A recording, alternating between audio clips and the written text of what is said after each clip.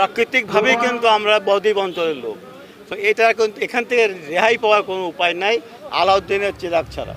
পানি সম্পদ প্রতিমন্ত্রী জাহিদ ফারুক বলেছেন, নদী ভাঙন, বন্যা, ঘূর্ণিঝড় নিয়েই আমাদের বসবাস করতে হয়। আলাউদ্দিনের চেরাগ ছাড়া এসব প্রাকৃতিক দুর্যোগ থেকে আমাদের রক্ষা পাওয়ার উপায় নেই। প্রাকৃতিকভাবেই কিন্তু আমরা বদ্বীপ অঞ্চলের লোক, তো এটা কিন্তু এখান থেকে রেহাই পাওয়ার কোনো উপায় নাই আলাউদ্দিনের চিরাগ ছাড়া। আমরা মাননীয় প্রধানমন্ত্রী জননেত্রী শেখ হাসিনার নেতৃত্বেই শুধু এই সমস্ত নদী ভাঙন এলাকাতে আমরা প্রতিরক্ষা বাঁধ এবং বিভিন্ন ধরনের বাঁধ ড্রেজিং করে আমরা ভাঙনের প্রকটতা কমাচ্ছি। তিনি বলেন, প্রধানমন্ত্রী শেখ হাসিনার নেতৃত্বে নদী ভাঙন এলাকায় প্রতিরক্ষা বাঁধ নির্মাণ ও ড্রেজিং করে ভাঙন রোধের চেষ্টা চালাচ্ছে। অতীতে কোনো সরকার কিন্তু কোনো কাজ করেনি।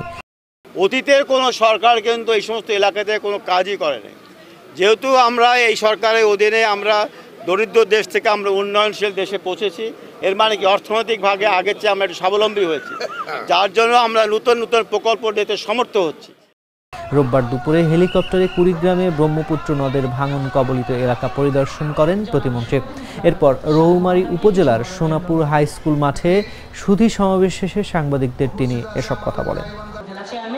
জনাব শহীদুল ইসলাম সাধু মহোদয়কে কিছু বলার জন্য উপস্থিত আছে আমাদের গাইবান্ধা।